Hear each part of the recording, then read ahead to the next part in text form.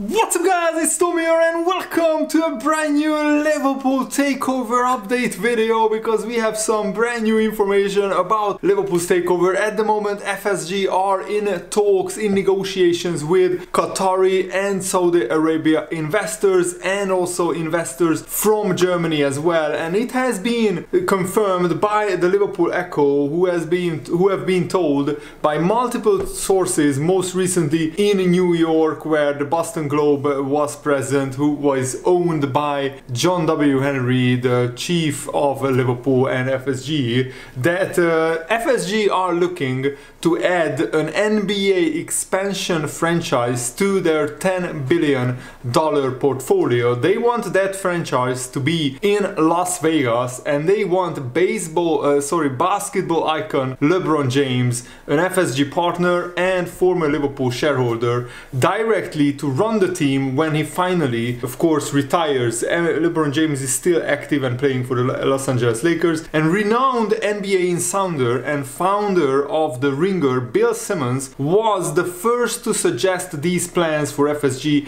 and the Las Vegas expansion franchise, and you will learn in this video why that is very important. Liverpool could be a huge asset, that if they sell Liverpool in full, and that's why I think it will be a full takeover and not a partial sale, then they can throw all that money, more than $3 billion, into this NBA franchise. Otherwise FSG wouldn't have enough money to support this adventure, so that's why they are selling, in my opinion, Liverpool in full. And if you enjoy these videos and all the updates that I'm doing on my channel, make sure to leave a like, it really helps me out, and turn on the bell notification so you never miss the latest updates around Liverpool FC. And the Bill Simmons said, I just don't understand the plan, I don't understand what they are trying to do other than just got the team and sell it. I don't think there is any other takeaway. This just feels like a 3-year plan to cut costs, make the team as malleable as possible for the next owner. We know that they are getting the Vegas NBA team. That's happening. I don't know how many more times I can tell people that LeBron James will be involved. That's definitely happening. That's why they are getting rid of Liverpool. That's why they are gonna sell the Boston Red Sox as well. They are gonna move their investments towards the NBA and also the Penguins and whatever else they want to get involved with. So that's the first that I'm hearing about. Potentially they are selling the Boston Red Sox, which is one of the biggest teams in Major League Baseball. John Henry's stance, FSG's position, well-placed US sources informed the Echo that their move to open themselves up to expressions of interest in a full takeover was explorative.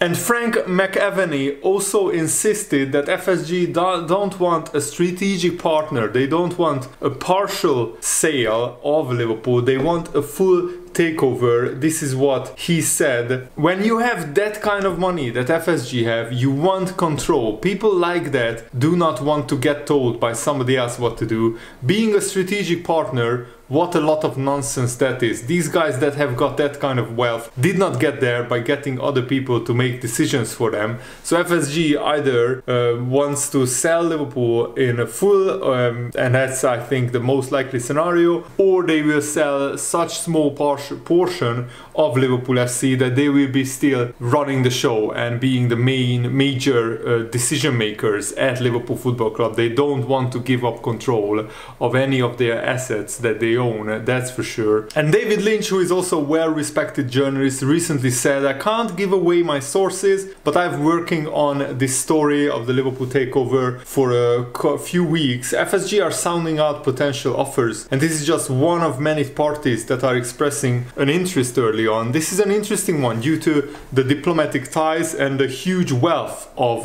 Qatar and Saudi Arabia. These are described as private investors, but when you hear the words Qatar and Saudi Arabia, you think of big money, and that's no different with this offer. It is still early in the process. It's not a done deal yet. There are twists and turns to come. But as a starting point, this potential bid is massive and it could be huge for Liverpool. So David Lynch, who knows a lot of people around in and around football, he has his sources that this Saudi and Qatari bid is serious and they want to take over Liverpool. And these are private investors, not really connected to the state itself, the state of Qatar or the state of Saudi Arabia. Of course, they will be in contact with people higher up, but they won't be, you know, taking command of, you know, the king of Saudi Arabia or the king of Qatar. So I think this is an acceptable scenario for many Liverpool fans. We want private investors, we don't want state-owned ownership. And if David Lynch is right and there are multiple parties trying to buy Liverpool, don't be shocked if a bidding war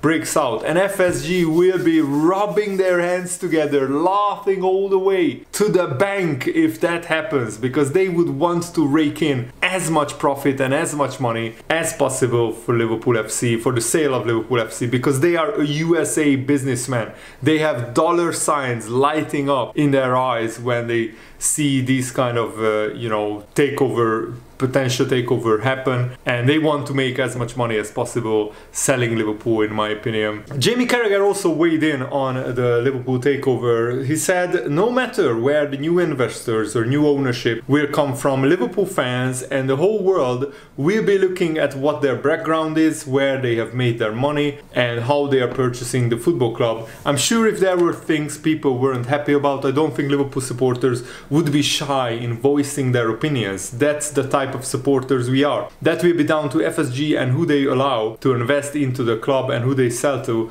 They will be aware of making a business deal, but they also want to do the right thing for the football club. And FSG have been at Liverpool for a long time. I think it's 12 years now. Whether they are looking to sell the club and make the good money, which they would, or if they are looking for investment to help them and the team in the transfer market, that is an interesting thing. There is no doubt Liverpool would need to spend major money next summer. You look at Man United and Chelsea, both spent more than 250 million pounds in the summer, and they are still teams only saying we will challenge for the top 4, who are not even talking about challenging for the title. It shows how tough and competitive the league is, and I think Jurgen Klopp will need similar sort of money to get Liverpool back challenging for the title. This season it looks like it is going to be a challenge for top 4, but that's not what this Liverpool team and Jurgen Klopp have been about. They want to challenge for the title and the Champions League. A similar sort of revenue will be needed to revamp Liverpool and get them back on track. And I think I agree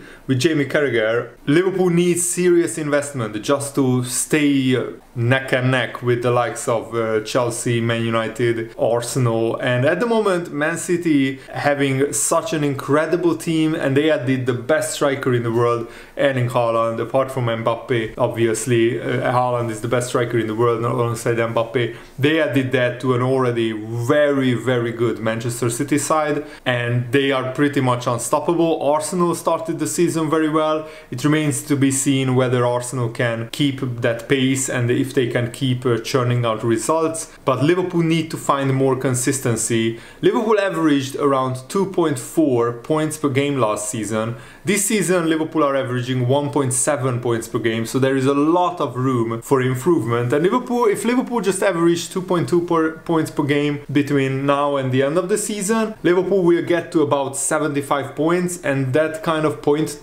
total usually is enough for a top 4 finish. But of course it depends on the other big teams, what they are doing. What I think is certain is Liverpool need to sign a midfielder or a player who can play in midfield and in a forward line in the January transfer window. Mohamed Kudus would be the perfect signing for that, and I have some major news about Mohamed Kudus which I will be uploading a video about tomorrow.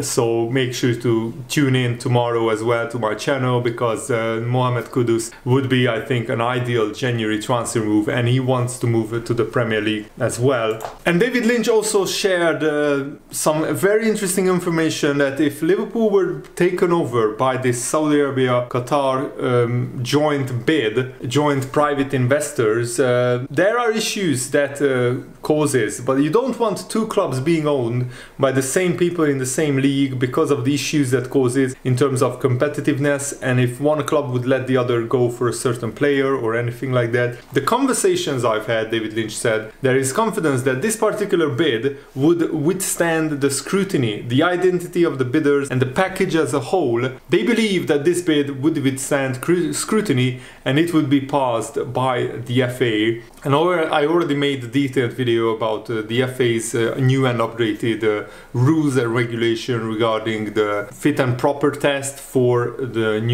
any new owner that comes into the Premier League, and they would certainly pass that ownership test if Qatari or Saudi Arabia or joint private investor group is going to take over Liverpool, unless that's state owned. That's the one thing that Premier League doesn't want. But even like the Saudi Arabia, who is pretty much the crown prince of Saudi Arabia, owns Newcastle, even that was passed because they said the PIF, which is the private investment fund of Saudi Arabia, they could prove legally that it wasn't directly connected to the crown prince of Saudi Arabia. So the Premier League allowed Newcastle to be taken over. This Liverpool takeover deal would be even more straightforward because private investors would be taking over Liverpool and not a state-owned private investment fund. And Fabrizio Romano pretty much confirmed that Liverpool are interested in Enzo Fernandez. Fabrizio Romano said, "Many rumors are on this fantastic Argentino players floating around. Important to qualify.